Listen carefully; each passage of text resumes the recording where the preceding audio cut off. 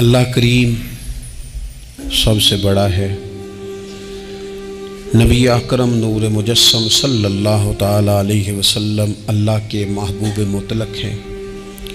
ہم اللہ کے بندے ہیں اور رسول کائنات کے غلام ہیں صلی اللہ علیہ وسلم۔ ہمارا ایک بہت بڑا تعارف ہے، عباد الرحمن کہا ہے اللہ تعالیٰ نے اپنے بندوں کو۔ ہمیں کہا ہے کہ تم بہترین امت ہو۔ اللہ کریم نے اعزازات سے نوازا ہے۔ جن لوگوں کے پاس اتنی بڑی نسبتیں ہوں، اتنے بڑے حوالے ہوں، اتنی بڑی طاقتیں ہوں، ان کے پاس ظاہری طور پر اگر لوگوں کا جتھا نہ بھی ہو اور ظاہری طور پر اگر مال و اسباب وقتی طور پر نہ بھی ہوں، اقتدار، عہدہ اور بڑے لمبے چوڑے نعرے ان کے پیچھے نہ بھی لگ رہے ہوں، تو یہ بہت بڑا تعارف نہیں کہ اللہ کے بندے ہیں اور رسول کریم کے غلام ہیں؟ اور کیا یہ تعارف جینے کے لیے، زندہ رہنے کے لیے اور گردن اٹھا کر جینے کے لیے بہت بڑا تعارف نہیں؟ باوجود اتنے بڑے تعارف کے اگر کوئی بندہ کمزور باتیں کرے، کچی پکی گفتگو کرے اور وہ اپنے آپ کو بار بار مظلوم ثابت کرنے کی کوشش کرے، وہ بار بار اپنے زخم دکھائے تاکہ وہ قابل رحم قرار پائے، تو یہ باتیں ایک مومن کو، ایک مسلمان کو، اللہ کے ایک بندے کو ذرا زیبا نہیں دیتی، ذرا اچھا نہیں لگتا۔ مسلمان اعصابی طور پر، ذہنی طور پر، نفسیاتی طور پر ایک طاقتور قوم ہے۔ مسلمان وہ قوم ہے جو مرعوب نہیں ہوتی، یہ روب دکھاتی ہے، روب۔ ہم وہ لوگ ہیں کہ جن کے اکابرین سوئے بھی ہوتے تھے، سوئے ہوتے تھے حضرت عمر، لیکن ان کو سوئے ہوئے دیکھ کر بھی لوگ کانپا کرتے تھے، اس لیے کہ شیر تو شیر ہی ہوتا ہے نا، وہ سویا ہو تو پھر بھی شیر ہی۔ تو میں کچھ عرصے سے اس کمی کو بڑی شدت سے محسوس کرتا ہوں کہ لوگ، یعنی کوئی شخص بھی ملتا ہے تو وہ اس لہجے میں بات کرتا ہے کہ اسے مظلوم مان لیا جائے، قابل رحم مان لیا جائے، اس کی مدد کی جائے، اس پر توجہ کی جائے۔ یہ مسلمان کی شان نہیں۔ آپ سورہ بقرہ پڑھیں گے تو قرآن مجید اصحاب صفہ کی شان بیان کرتا ہے کہ انہیں بڑی حاجت ہے، بڑے ضرورت مند ہیں۔ وہ لوگ تھے جو کئی دنوں تک روٹی نہیں کھاتے تھے، لیکن رب فرماتا ہے کہ میرے محبوب کے مدرسے کے ان طالب علموں کو جو دیکھے گا اسے محسوس ہوگا کہ یہ تو بڑے امیر لوگ ہیں۔ کیوں محسوس ہوگا؟ لا یسألون الناس الحافا، یہ لوگوں سے لپٹ کر سوال نہیں کرتے، کشکول طلب نہیں دراز کرتے، یہ اپنے پردے کو قائم رکھتے ہیں۔ خودداری، عزت نفس، وقار، خودی، ہمارے ہاں تیزی سے ان چیزوں کا آج جو ہے وہ یوں محسوس ہوتا ہے جیسے قحط ہو گیا ہے۔ اللہ ماشاءاللہ، آپ کے زخم دکھانے سے کوئی بھی آپ کا زخم نہیں بھرے گا، بلکہ میں نے تو یہ دیکھا ہے اپنی زندگی میں کہ اچھا بھلے تعلقات چل رہے ہوتے ہیں، آپ کو ذرا ضرورت پڑ جائے تو سامنے والا آنکھیں پھیر لیتا ہے، اسی وقت اس کا ماحول اور اس کے حالات خراب ہو جاتے ہیں۔ اس لیے اپنا سارا بھروسہ، اپنی ساری توجہ، اپنی سوچوں کا مکمل مدار صرف اللہ رسول کی ذات کو بنائیں، اور اس انداز میں بنائیں کہ کون دیتا ہے دینے کو تو چاہیے، دینے والا ہے سچا ہمارا نبی۔ اور یہ ذہن بنائیں زندگی میں کہ رب رسول کی بارگاہ سے 2 قطرے بھی مل گئے تو دنیا بھی بن جائے گی، آخرت بھی بن جائے گی۔ اس لیے ادھر ادھر دیکھنا تھوڑا کم کریں۔ اور بالخصوص آج اپیل کروں گا، استاد اپنے شاگردوں کو، پیر اپنے مریدوں کو، باپ اپنی اولاد کو بڑی بڑی باتوں کا سبق پڑھائے، بڑی بڑی باتوں کا۔ اقبال نے شکوہ کیا ہے، اقبال کہنے لگے شکایت ہے مجھے یا رب خدا بندان مکتب سے، یہ جو انہیں کہتے ہیں کہ جناب پڑھ جاؤ گے تو روٹی اچھی ملے گی، یہ انہیں کہتے ہیں پڑھ جاؤ گے تو کار میں بیٹھو گے، پڑھ جاؤ گے تو کوٹھی بنا لو گے، یہ کیا سبق پڑھا رہے ہیں بھلا؟ ان کو تو تم بڑے بڑے باتیں بتاؤ، انہیں کہو پڑھو گے تو دنیا میں حضور کے دین کا انقلاب برپا کرو گے، تم ان کہو کہ تم پڑھو گے تو تم ایک پورا ملک چلاؤ گے، تم انقلاب برپا کرو گے، اٹھ باندھ کمر کیوں ڈرتا ہے، پھر دیکھ خدا کیا کرتا ہے۔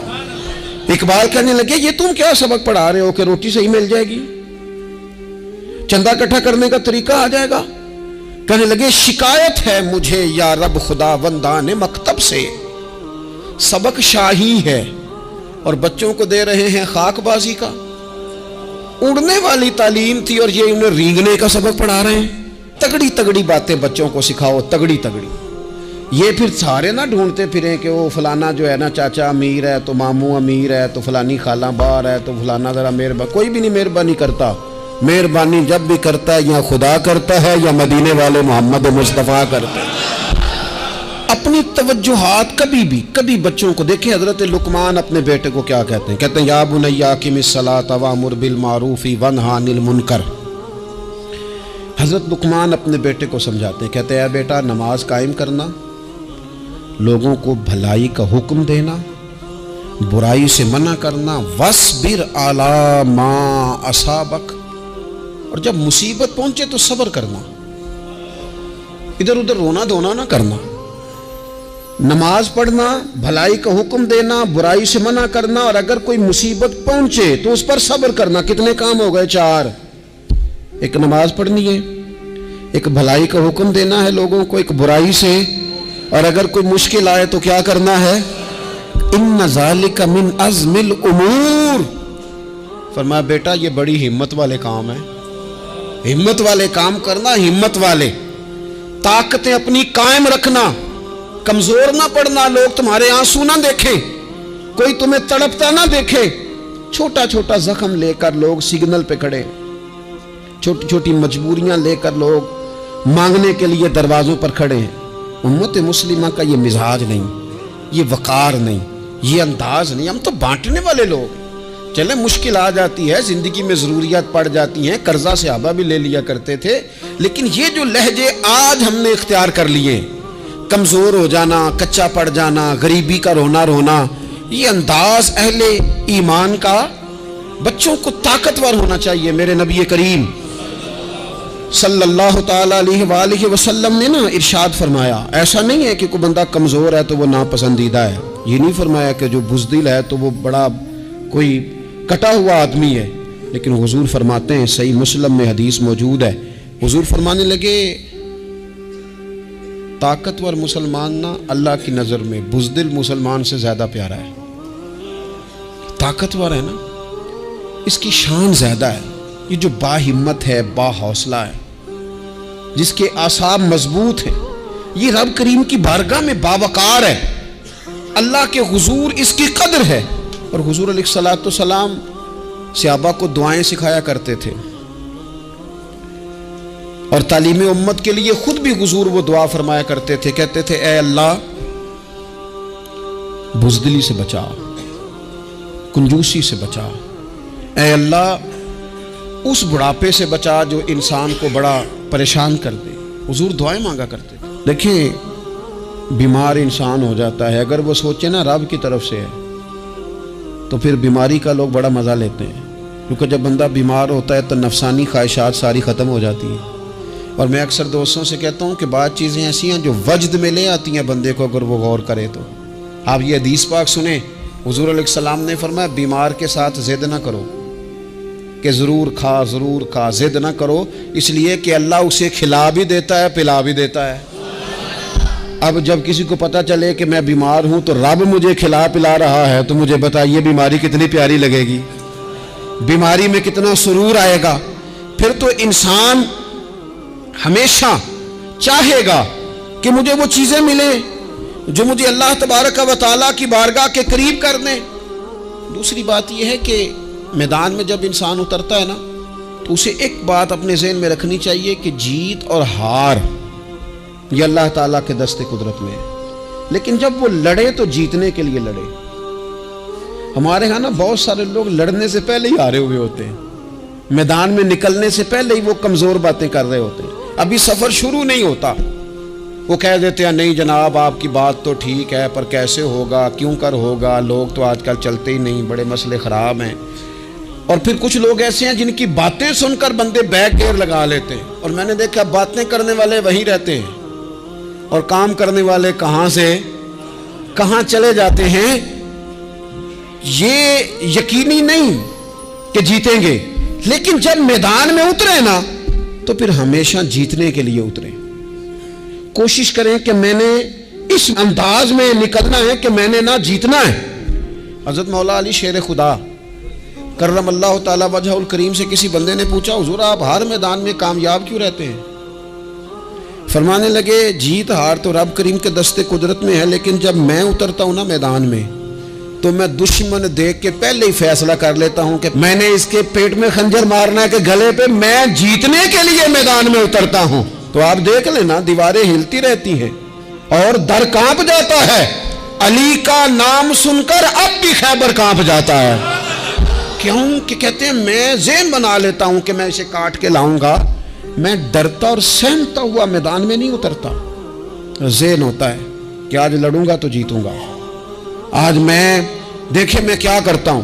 حوصلہ نہیں پیدا کر پا رہے بچوں میں، کچھ بچے بھی اللہ خیر کرے عزم و ہمت والے لوگوں کے پاس بیٹھتے نہیں، اور دوسرا ہم اپنے بچوں کا کسی کو آئیڈیل بھی نہیں بننے دیتے۔ بچے کسی کا نام لیتے ہیں تو ہم کہتے ہیں پتر چھاڑ پرا، یہ دور ہی نہیں ہے۔ ہم کوئی ایسا ذوق، کوئی مزاج، کوئی طبیعت پیدا ہی نہیں ہونے دیتے۔ کچھ آنے والی نسل کا مزاج ہے کہ وہ اٹھنا نہیں چاہتی، بیٹھنا نہیں چاہتی، چلنا نہیں چاہتی، وہ چاہتی ہے میں لیٹی رہوں، موبائل میرے ہاتھ میں رہے، باقی سارے کام ریموٹ کنٹرول ہو۔ جب انسان دیکھیں نا، ایک ڈاکٹر صاحب کے پاس ایک دفعہ میں گیا تو ایک مریض کو وہ سمجھا رہے تھے، اسے کہہ رہے تھے کہ تو تھوڑی ورزش بھی کیا کر، تھوڑی ورزش بھی کیا کر، اور ساتھ انہوں نے بڑی اچھی بات کی، کہنے لگے اللہ تعالیٰ نے نا جسم میں جوڑ بنائے ہیں، یہ گھٹنے ہیں، یہ کونیاں ہیں، اللہ نے جوڑ بنائے ہیں، اسی لیے تو بنائے تھے کہ تھوڑی ان کو حرکت بھی دی جائے، لیکن اگر آپ ان جوڑوں کو حرکت ہی نہیں دیں گے تو یہ تو زانگالود ہو جائیں گے۔ تو کام زندگی میں عزم کے ساتھ، ہمت کے ساتھ، اور سب سے بڑی مضبوطی یہ ہے کہ آپ یہاں سے مضبوط ہوں، آپ اعصابی طور پر مضبوط ہوں۔ یہ جو کمزوری ہے نا، ذہنی کمزوری، میں نہیں پسند کرتا کہ مطلب خواتین بچوں کو اس لیے ڈرائیں کہ بیٹا او ہو بلی آ گئی ہے۔ بلی کیا ہوتی ہے جی؟ لیکن جو خواتین حج بھی بچوں کو بلی سے ڈرائیں گی، اچھا اس کو ڈرا بلی سے رہی ہوتی ہیں اور ساتھ کہہ رہی ہوتی ہیں ماما کا شیر، جی آپ کا شیر بلی سے ڈرتا ہے، یہ اماں کا شیر بلی سے ڈر رہا ہے، آپ نے اس سے بلی سے ڈرا دیا اور نام شیر رکھ دیا ہے۔ یہ کیسا شیر ہے کہ جو بلی آتی ہے تو بھاگ جاتا ہے؟ یہ ماحول مطلب متضاد ہے۔ یہ کاکروچ دیکھ کر چیخیں مارنا نا، یہ برگر فیملی ہونے کی علامت ہے۔ چھپکلی دیکھ کر نا چیخیں مارنا، یہ امیر گھروں کی علامت ہے، پڑھے لکھے لوگوں کی علامت۔ یہ کیا مذاق ہے؟ جو قوم چھپکلی سے ڈرتی ہے، کاکروچ سے ڈرتی ہے، اور جو لوگ کہتے ہیں ہو یہ جناب یہ تو اندر میرے وہ آ گیا ٹوکا تو یہ کھا جائے گا، تو یہ قوم انقلاب برپا کرے گی، یہ میدانوں میں نکلے گی۔ بڑے خوبصورت انداز میں ویڈیو بنا کے تو اس کو شیئر کیا جاتا ہے کہ وہ جی قربانی والے دن بکرا ذبح ہو رہا تھا تو بچہ رو پڑا۔ کیا بات کرتے ہیں آپ؟ یہ جہاد کرے گا بچہ کل کو جو بکرے ذبح ہونے پر روتا ہے؟ اعصابی مضبوطی، ذہنی طور پر مضبوط کب ہوتی ہے؟ جب انسان اخلاقاً مضبوط ہوتا ہے، اس کی طبیعت وزادار ہوتی ہے، اس کا مزاج اسے مضبوط کرتا ہے۔ آپ ایک حدیث دیکھیں، ترمذی میں موجود ہے، حضور علیہ الصلوۃ والسلام نے فرمایا جب اللہ تعالیٰ نے زمین کو پیدا کیا تو زمین ہلنے لگی، اللہ نے پہاڑوں کو میخیں بنا کر، قلعے بنا کر زمین میں لگا دیا تو زمین ٹھہر گئی۔ فرشتے فوراً عرض گزار ہوئے کہ مالک تیری سب سے طاقتور مخلوق یہ پہاڑ ہیں؟ فرمایا نہیں، لوہا جو ہے نا وہ پہاڑوں سے بھی طاقتور ہے، کیونکہ لوہا پہاڑ کو کاٹ دیتا ہے۔ یا اللہ پھر لوہا سب سے طاقتور ہے؟ فرمایا نہیں، آگ اس سے بھی طاقتور ہے۔ کیا آگ سب سے طاقتور ہے؟ تو فرمایا نہیں، پانی بھی ہے۔ کیا پانی طاقتور ہے؟ فرمایا ہوا بھی ہے، جو پانی کا رخ پھیر دیتی ہے۔ مسلمانوں خدا را اس سے بڑا ذوق نہیں ملے گا۔ میں طاقتور ہونے کا طریقہ بتا رہا ہوں، ہمارے ہاں لوگ سمجھتے ہیں کہ میں بولتا زیادہ ہوں اس لیے میں طاقتور ہوں، میرے پاس اسلحہ زیادہ اس لیے میں یہ دیکھو حضور نے بتایا طاقتور کون ہوتا ہے۔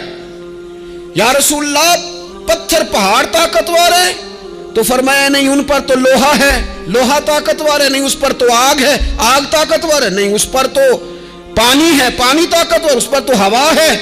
تو حضور پھر مہربانی کریں بتائیں طاقتور کون ہے؟ تو یہ دیکھو نا، یہ یاد رکھو نا، یہ کائنات کے سب سے بڑے حکمت والے محبوب کی بات یاد رکھو نا۔ حضور فرمانے لگے سب سے زیادہ طاقتور وہ مومن ہے جو سیدھے ہاتھ سے صدقہ دیتا ہے اور دوسرے کو پتہ بھی نہیں لگنے دیتا۔ اس ہاتھ سے صدقہ دیا اور اس ہاتھ کو پتہ، جس میں یہ اخلاقی طاقت آ جائے نا کہ اللہ کے راستے میں دیکھ کر پھر اسے چھپانا آ جائے، بڑا طاقتور آدمی۔ میں یہ سب سے بڑا طاقتور ہے جس نے اپنے رب سے راز نیاز شروع کر لیے، اللہ کے راستے میں دیتا ہے پھر کسی کو خبر۔ یہ کون سی طاقت ہے؟ یہ روحانی طاقت ہے، یہ اخلاقی طاقت ہے، یہ کردار کی طاقت، یہ سوچوں کی طاقت ہے، یہ آپ کے مزاج کے بلند ہونے کی طاقت ہے۔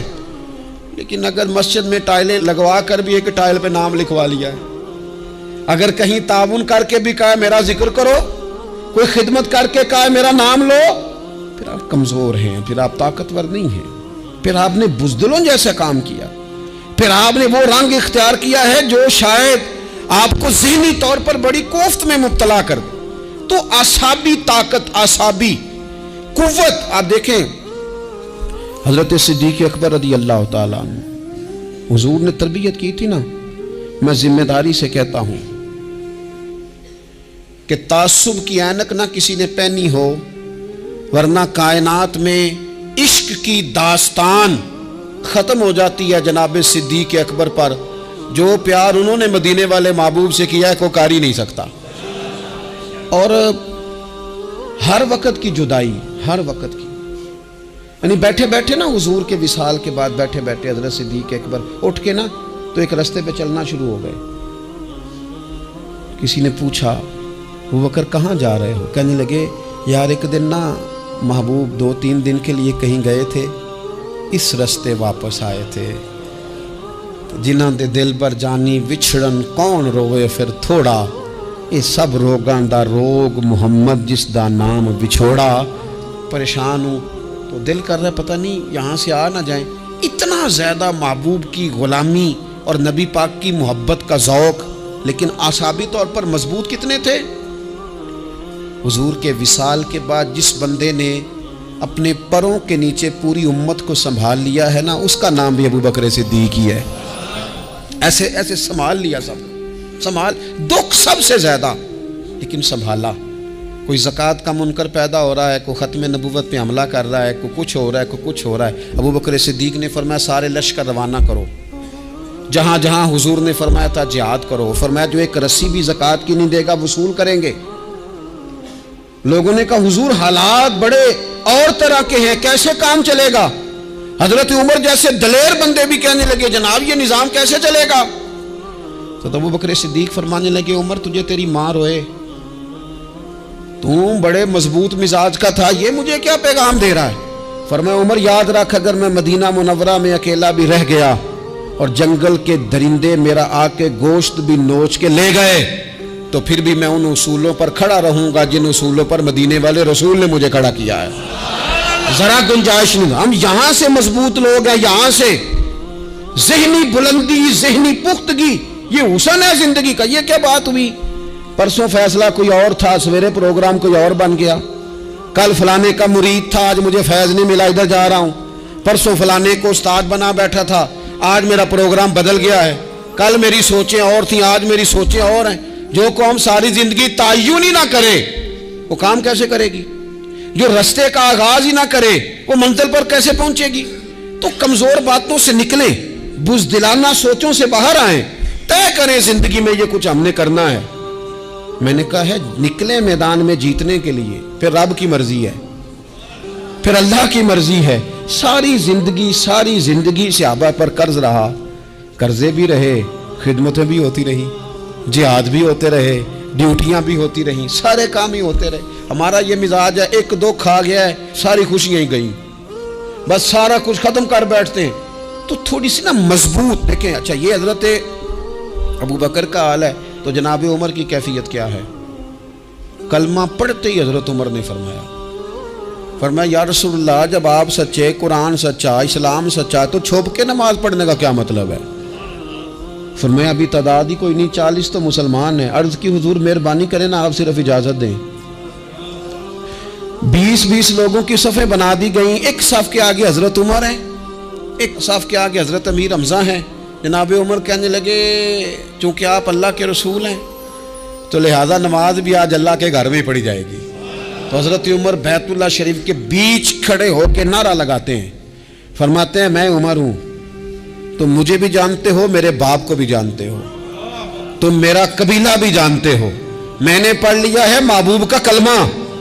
اب جس نے بچے یتیم کرانے ہو اور اپنی بیوی بیوہ کرانی ہو وہ آئے اور مجھے روکے. یہ محبوب اللہ کے ہیں اور گھر بھی اللہ کا ہے تو نماز بھی آج اللہ کے گھر میں ہی پڑھی جائے گی. جب تک انسان یہاں سے طاقتور نہیں ہوتا. پھر بات آئی سیدنا عثمان غنی کی.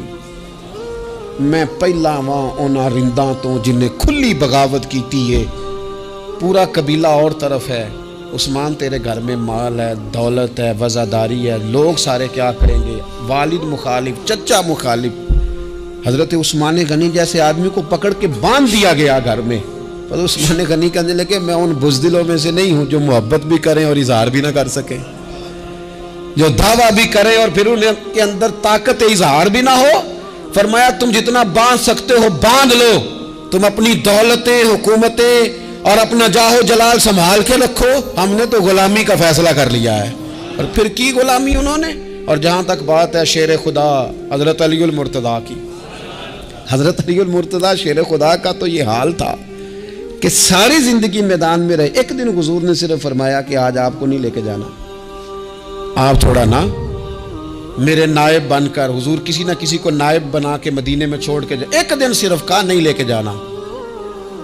تو حضرت مولا علی رونے لگے، کہنے لگے حضور میں بچوں کے بیچ رہوں، عورتوں کے بیچ رہوں، میری تلوار کو زنگ لگ جائے گا. حضور مجھے تو گھوڑے پہ بیٹھنا پسند ہے.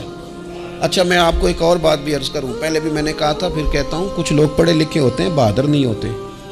حضرت علی کے علم کا بھی کمال عروج پہ اور بہادری بھی پورے عروج پہ. زندگی نا بہادر لوگوں کی ہوتی ہے. یہ شہاب الدین غوری لیٹے ہیں یہاں سوابا میں، تو کسی نے پوچھا ان سے کہ یار آپ کہاں رہتے ہیں؟ کہنے لگے میں گھوڑے کی پشت پہ ہوتا ہوں. ہمارے بچے بڑی سونی فوٹو بناتے ہیں، ان سے پوچھیں آج کل آپ کیا کرتے ہیں تو کہتے ہیں موبائل چلاتے ہیں. آپ کیا کرتے ہیں؟ فوٹو کھینچتے ہیں.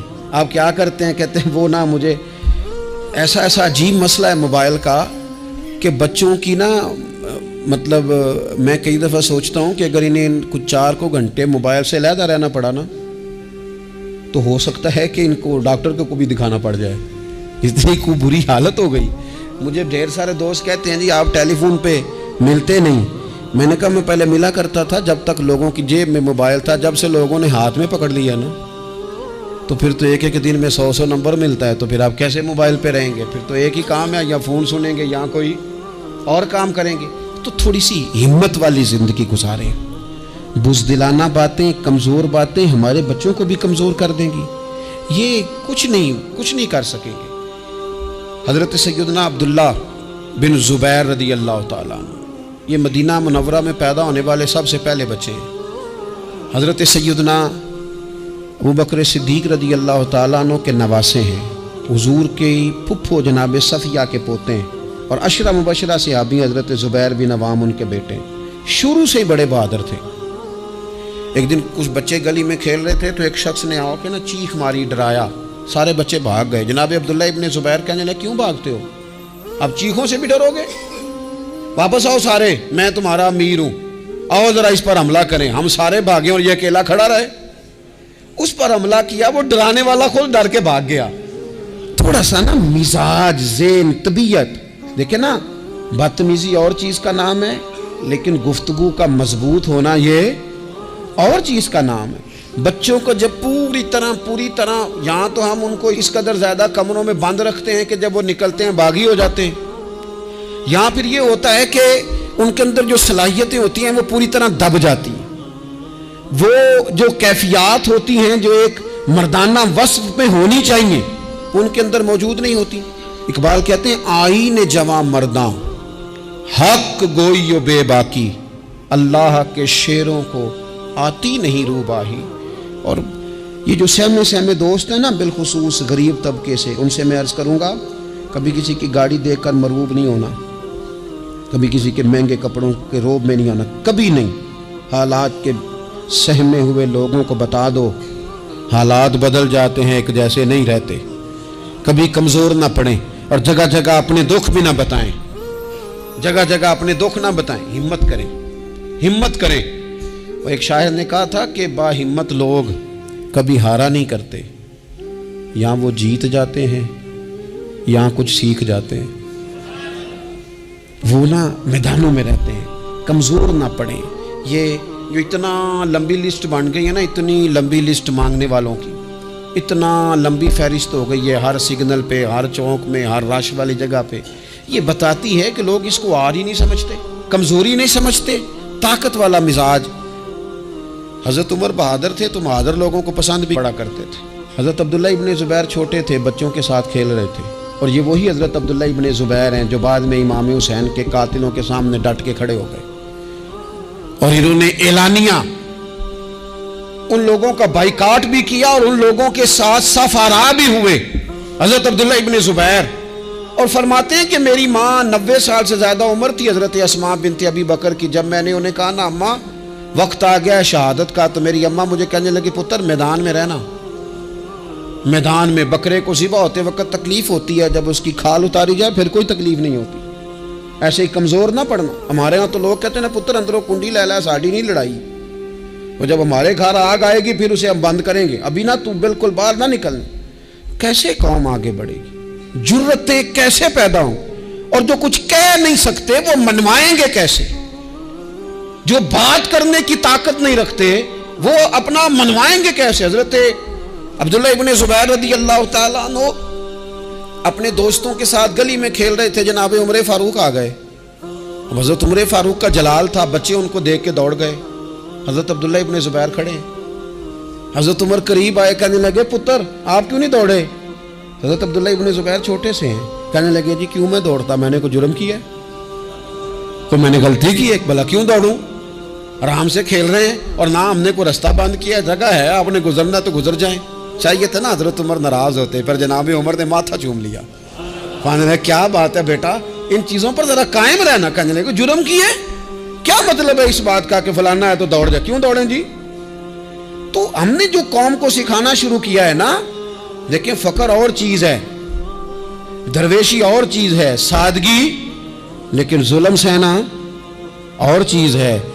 دنیا میں قتیل اس سا منافق نہیں کوئی جو ظلم تو سہتا ہے بغاوت نہیں کرتا.